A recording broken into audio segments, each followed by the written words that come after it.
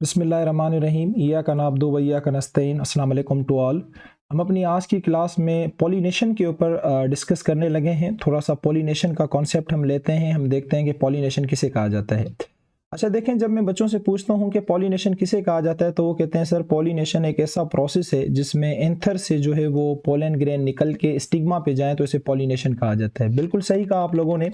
लेकिन पॉलिनेशन को एक्चुअल जो डिफाइन करने का तरीका होता है ना, वो ये होता है कि पॉलिनेशन का मतलब होता है formation of pollen tube. Pollen tube का बनना ये क्या कहलाता है? पॉलिनेशन कहलाता है। और पोलन ट्यूब तब तक नहीं बन सकती जब तक पोलन ग्रेन एंथर से निकल के स्टिग्मा पे ना जाए। ठीक है, तो दोनों तरीकों से आप इनको डिफाइन कर सकते हो। लेकिन अगर आप किसी के साथ कंपटीशन करते हो तो आप उसको इस तरह से फंसा भी सकते हैं, इस तरह के क्वेश्चन करके। तो ये कहते हैं पॉलिनेशन एक ऐसा प्रोसेस है जिसमें पोलन ग्रेन जो है वो एंथर से निकल के कहाँ जाते हैं? स्टिग्मा पे फॉर फर्टिलाइजेशन। अंडरस्टूड बात है। जैसे पोलन ग्रेन जो है वो स्टिग्मा पे जाते हैं तो आपको पता है कि पोलन ग्रेन से क्या बनती है? पोलन ट्यूब बनती है और स्पर्म बनते हैं। पहले पोलन ट्यूब बनती है ताकि वो ओव्यूल तक पहुंच जाए, फिर पीछे स्पर्म बनते हैं, फिर इस पोलन ट्यूब से होते हुए वहां जाके फ्यूज हो जाते हैं। अच्छा, जो पॉलिनेशन है ये विंड के जरिए भी हो सकती है और इंसेक्ट्स के जरिए, एयर वगैरह के जरिए, या कोई इंसेक्ट्स वगैरह होते हैं उनके जरिए भी हो सकती है। जो भी चीज़ पॉलिनेशन करवाएगी वो पॉलिनेटर कहलाएगी। जैसे यहाँ पे इंसेक्ट्स आप देख सकते हो और इसकी टिप पे क्या लगा हुआ है? ये पोलन लगा हुआ है। ठीक है, पोलन ग्रेन लगा हुआ है और ये पोलन ग्रेन लेके इस दूसरे फ्लावर में क्या कर देगा? ट्रांसफर कर देगा। तो ये क्या कहलाएगा? पॉलिनेटर कहलाएगा। ठीक है, मुझे उम्मीद है कि ये बात समझ आ गई होगी। ये कहता है कि पॉलिनेशन के हमारे पास कुछ स्टेप्स होते हैं। सबसे पहले क्या होता है कि पोलन ग्रेन ट्रांसफर किया जाता है स्टिग्मा पे, आप लोगों को पता है। सेकंड स्टेप में क्या होता है कि पोलन ग्रेन से जैसे स्टिग्मा में जाता है तो वो स्टिमुलेट होकर एक ट्यूब बनाता है जिसे क्या कहा जाता है? Pollen tube. और फिर उसके बाद इसी पोलन ग्रेन के अंदर स्पर्म्स बनते हैं। अच्छा, ये पोलन ट्यूब कैसे बनती है, स्पर्म कैसे बनते हैं, ये अगले लेक्चर के अंदर मैं आपको जरूर बताऊंगा।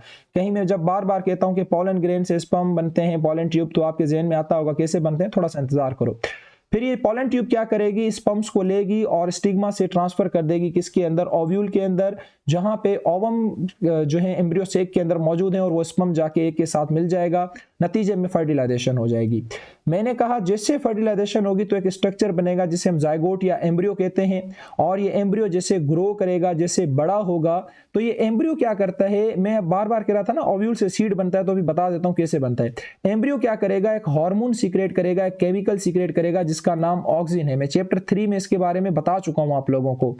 और ये ऑक्सिन क्या करता है? ओव्यूल को सीड में कन्वर्ट कर देता है। सही है। अच्छा, फिर जैसे सीड बनेगा तो सीड क्या करेगा? ऑक्सिन प्रोड्यूस करेगा। और जैसे ऑक्सिन प्रोड्यूस होगा तो वो पूरी की पूरी ओवरी को किस में कन्वर्ट कर देगा? फ्रूट के अंदर कन्वर्ट कर देगा। तो मुझे उम्मीद है ये वाला जो कॉन्सेप्ट है ये आप लोगों को अच्छे तरीके से समझ आ गया होगा। अच्छा, आप लोगों को पता है कि जो पॉलिनेशन होती है वो कितने किस्मों की होती है? 2 किस्मों की। एक को कहा जाता है सेल्फ पॉलिनेशन या साइंटिफिकली से ऑटोगेमी कहा जाता है। दूसरी होती है क्रॉस पॉलिनेशन जिसे हम एलोगेमी भी कहते हैं। अच्छा, सेल्फ पॉलिनेशन के अंदर क्या होगा भाई? यानी कि जो एंथर और स्टिग्मा होगा वो एक ही फ्लावर का इस्तेमाल होगा। देखो ये एंथर है, ये स्टिग्मा है, यहां से पोलन ग्रेन निकले इसी फ्लावर में चले गए। This is called self pollination. Cross pollination का मतलब क्या है कि एक के एंथर से पोलन ग्रेन निकलेंगे, दूसरे फ्लावर के स्टिग्मा में जाएंगे, जैसे कि आप लोगों को नजर आ रहा है। This is called as cross pollination. अच्छा, अब आप लोग क्या समझते हैं कि जो सेल्फ पॉलिनेशन है वो कुछ प्लांट्स के अंदर क्यों होती है और क्रॉस पॉलिनेशन कुछ प्लांट्स के अंदर क्यों होती है? आपको क्या क्या लगता है कि क्या क्या रीजन इसके पीछे हो सकते हैं? तो ये कहता है there are few plants which undergo the process of self pollination while the majority of angiosperms undergo the cross pollination. कुछ ही प्लांट्स हैं जो सेल्फ पॉलिनेशन करते हैं, वरना ज्यादातर एंजियोस्पर्म्स जो है वो क्रॉस पॉलिनेशन। क्यों क्रॉस पॉलिनेशन करते हैं? इसके कुछ रीजंस हैं जो कि बेहतरीन तरीके से यहाँ पे मैंने समझाए हुए हैं, आप इनको समझें। देखो, जब हम सेल्फ पॉलिनेशन करवाते रहेंगे तो हमें प्लांट कभी भी मुख्तलिफ वैरायटीज के नहीं मिलेंगे ना। तो जब हम मुख्तलिफ प्लांट्स के अंदर इनको पॉलिनेशन करवाएंगे तो हमें जेनेटिक वैरायटीज मिलेंगी। एक रीजन हुआ ये।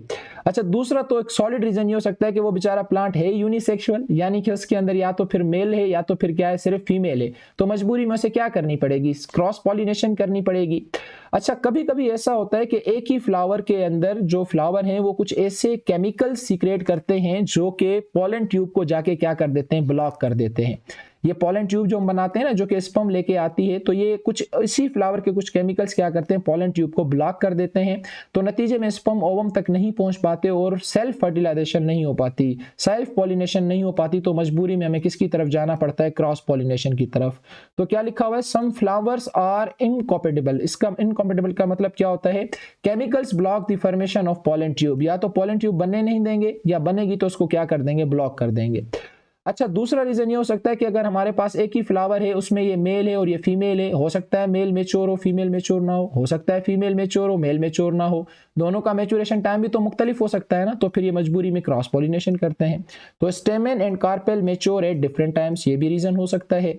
अच्छा, ये कहता है कि कुछ फ्लावर्स की अरेंजमेंट ही ऐसी होती है कि हम सेम फ्लावर से पोलन ग्रेन को सेम फ्लावर के स्टिग्मा में ट्रांसफर नहीं कर पाते, तो इसलिए भी हमें क्रॉस पॉलिनेशन करनी पड़ती है।